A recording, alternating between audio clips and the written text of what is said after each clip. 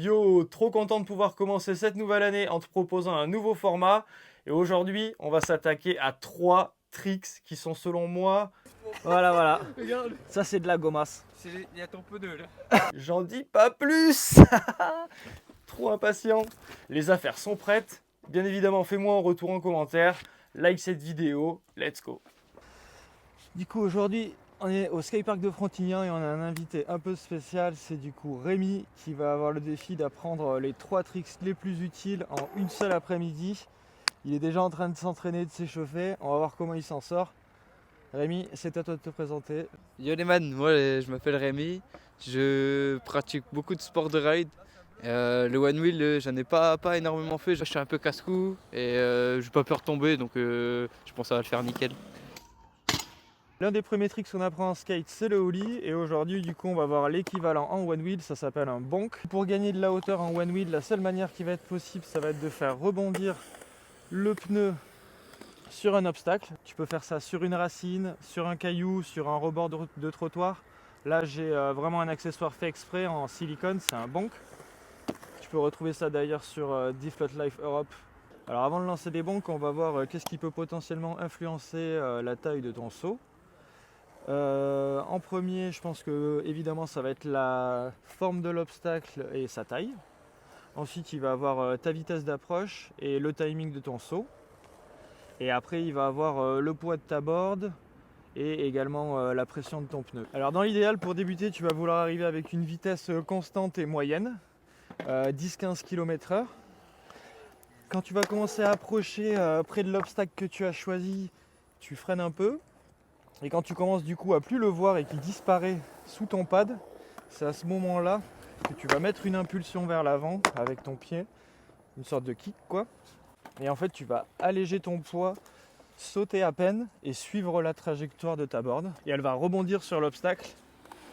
Et si tu jauges bien ta trajectoire de ton saut, en fait la board va remonter au niveau de tes pieds et tu vas catch forcément le one wheel à chaque fois.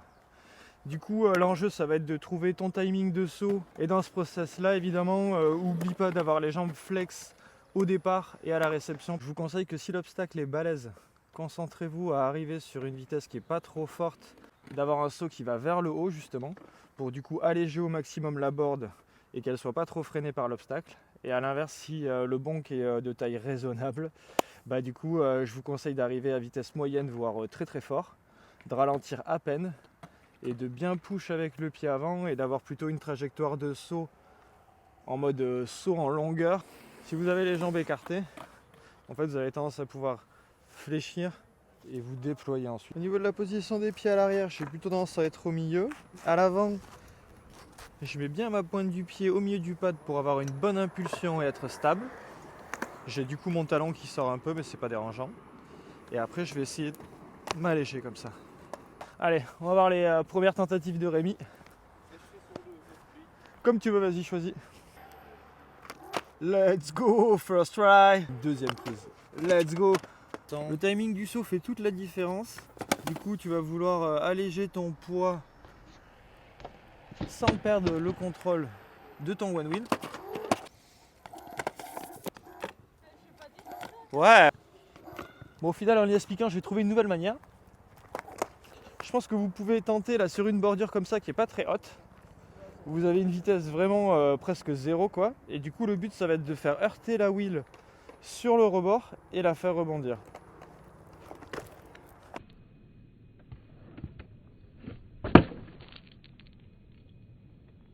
Tu vois comment genre en gros j'appuie vers l'avant.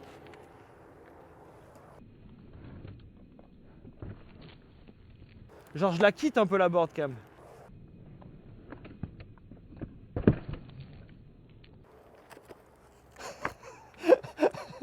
Tu t'es pas allégé.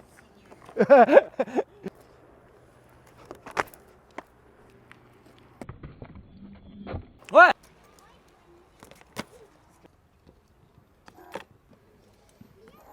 Nice. Deuxième trick, le drop. Pour bien réussir un drop, je te conseille de commencer sur un spot où tu te sens confiant. Du coup, tu vas arriver de manière constante. Yeah, nice! Bang, bang! Tu vas arriver à vitesse constante et tu vas du coup, là la coup qu'il a donné, c'est ce que tu vas essayer de faire, le petit push à la fin d'accélération pour éviter que ton tail le touche et d'être sûr de vraiment enjamber le saut. Nice. Du coup voilà, je vous conseille de faire comme lui, vous vous entraînez à basse vitesse à faire ce saut là comme ça. Et ensuite après quand vous commencez à être à l'aise avec ça, vous pouvez vous lancer à vitesse constante et moyenne. Et du coup d'essayer de faire ça propre quoi. Vas-y, tu nous en fais un vitesse moyenne tranquillou et après on se met au dernier tricks. Et le but il le sait pas encore, mais c'est qu'il va devoir faire une line avec ces 3 tricks. Nice. Jambes fléchies au départ, à la réception, vitesse constante, le tail qui touche pas. Qu'est-ce que vous voulez demander plus? Bon, jusqu'ici Rémi s'en sort comme un chef. Dernier trick à apprendre pour lui, ça va être le nudge. Il est déjà en train de faire quelques tries. C'est sûrement l'un des tricks les plus utiles de cette liste, même si je trouve qu'ils le sont tous. Mais mine de rien, c'est quand même l'un des tricks qui m'a demandé le plus de temps au niveau de l'apprentissage, de la patience. Et mine de rien, ça demande pas mal d'engagement. Donc voilà, posez votre cerveau, concentrez-vous sur le process et pas vraiment sur comment vous vous en sortez. Et voilà, essayez du coup de vous concentrer sur le placement de vos épaules. Nice! Bim! Le contact du pneu sur la bordure.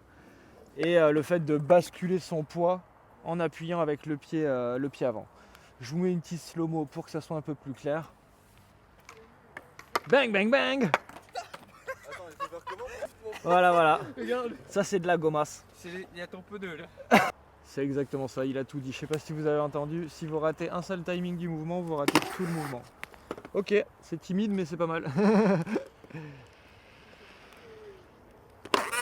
Ouais, grave. Essaie de t'alléger un peu plus vers le haut. Ouais. Niveau timing, quand tu vas arriver à être sur la bordure, je te conseille d'avoir les épaules vers l'arrière. Ouais. Et du coup, ça va être le contact du pneu qui va te faire monter. Et la bascule, tu mets vraiment une pression vers l'avant et vers le haut. Allez, on commence les tentatives pour la line. On va voir comment Rémi va s'y prendre. Attends, il est où le clap? Ouais, grave. 163e. On va être patient avec lui. Hein. Nice. Alors là, c'est ton placement d'épaule qui est pas bien. Tu as déjà les épaules qui sont vers l'avant. Ouais. Alors qu'en fait, quand tu approches la bordure, elles doivent être d'abord vers l'arrière, puis basculer. Ouais, nice. Là, c'était mieux, t'as vu?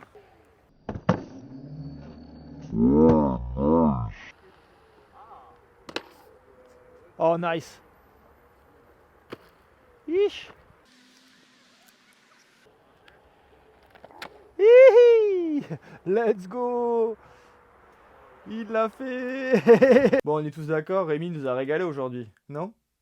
Du coup, je t'invite à liker de ouf cette vidéo pour le motiver à en faire une autre. D'ailleurs, je t'ai pas attendu pour le chauffer, il m'a dit qu'il voulait apprendre le body varial et le show vite, donc je pense que ça va arriver prochainement. D'ailleurs, je sais pas si t'as fait gaffe, mais là depuis un mois j'ai pris le rythme de faire une vidéo tous les 15 jours, du coup je t'invite à t'abonner parce qu'il y a du lourd qui arrive. Bon, en tout cas, j'espère que cette vidéo t'a donné envie de rider. Si c'est pas le cas et qu'il fait pas beau chez toi, bah je t'invite à mater une de mes vidéos. Je t'ai pas encore proposé aussi, mais tu peux m'envoyer tes vidéos par DM sur Insta. Comme ça au moins je pourrais te donner des conseils personnalisés. En vrai ça peut être cool de mettre ça en place. J'espère que le froid t'empêche pas trop de rider. À une prochaine bien évidemment. Yep. Ciao.